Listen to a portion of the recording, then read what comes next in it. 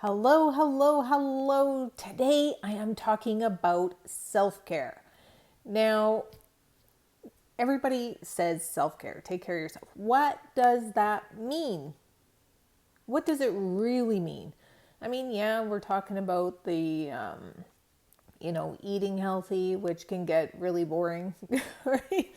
When you're watching calories or counting calories, I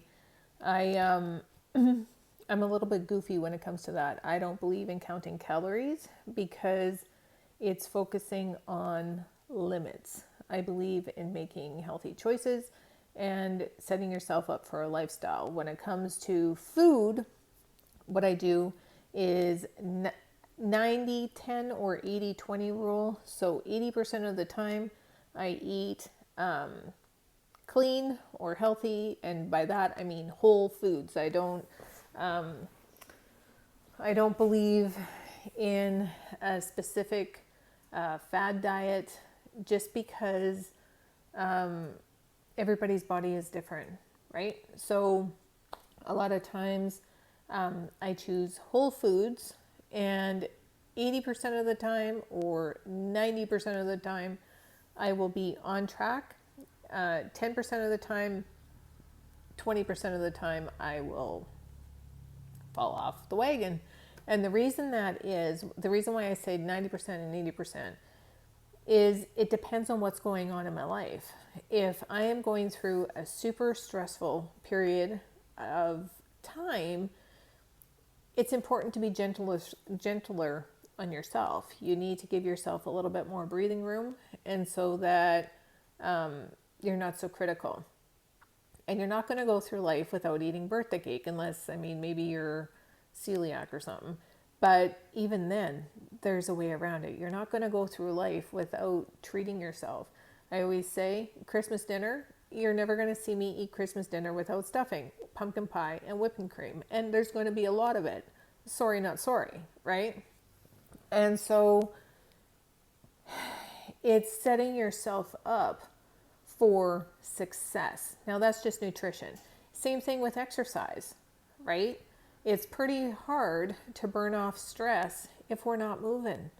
And so for me, I have a Fitbit that tells me how much I move in a day. And usually I clock 10,000 steps a day. But because I had been doing a lot of work at computers and stuff, what I did is I created an environment where I was forced to move. And so, I mean, I have to climb stairs a lot every single day. And I live in a place where I can just walk out my door and walk and love the walk. And so it's exciting for me. Maybe for somebody else, it might be joining a class is pretty hard right now in the middle of COVID, but I have an online fitness trainer as well. So on days that it's cold or days that it's not nice out, her name is, it's Fitness with PJ. She has an online fitness training class. There's lots of online fitness things that you can join in, either recordings or there's communities. I remember there's, what's it called? It looks like they're going to disjoint their hips. It's like a dancing one that looks really fun. There's all different kinds of challenges that you can do online. There's yoga if you just want to increase your flexibility, whatever it is. And so that you feel good in your body, right? So if you're looking in the mirror every day saying, I feel healthy and strong and fabulous, and there's a smile on your face, keep rocking it. If you're not there yet, what steps can you take today and so that you're eventually going to get there, right? Okay, so we covered nutritional, we covered physical. Now we're going to cover the mental side of things. And this one is tightly connected to emotional. So the head and the heart are interconnected. You can't escape one without the other, because if you have negative thinking, your heart feels crappy. If you have sad heart, your thinking ends up being crappy. So how do we clean this up? The easiest way to do it is to just sit still. Sit still, close your eyes for 5 minutes. Okay? Right now. We're going to do this right now. So close your eyes, and I want you to focus on your heart right now. Now, the joy in your heart, if you had to rate it right now, scale of 1 to 10, where is it at? If it's 8 or above, you're doing good. Keep rocking it. What could you do in order to get it to a 10? That's the question. Now, if your heart is feeling less than an 8 for joy, I want you to think about what activities it is that you are participating in that is making your heart feel less than an 8 for joy. So it's really easy. What you do is you just put your hand on your heart and you say the activity and pay attention to how your heart feels. If it's excited and jumping for joy at a 10, that's probably the direction that you need to go. If it's flatlining, you need to ask yourself why you're keeping on doing this. Like, why are you forcing yourself to do this? Dig deeper into that.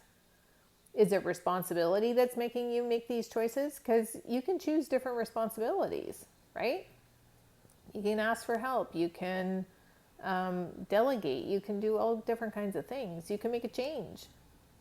But what is it that makes your heart excited? And what is it that makes your heart flatline?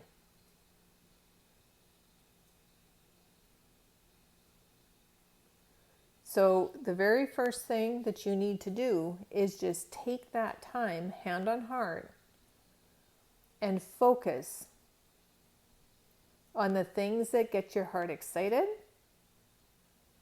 Keep on rattling off things that make your heart excited. And pay attention to the things that make it go dull.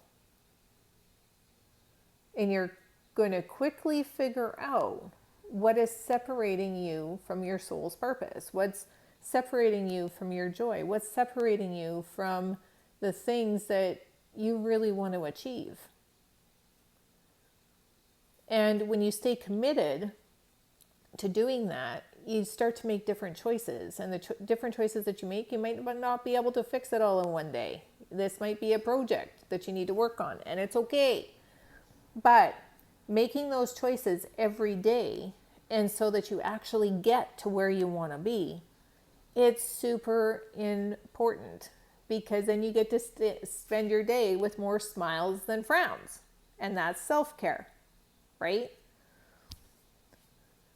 And when you start to make the choices and you start to take the actions in the way that you actually want to go, it could be scary. It always is, because it's going to be outside of your comfort zone. Prepare yourself for it. You're going to be scared. But as long as your heart is excited about where you're going, you're on the right path. And you will always be supported.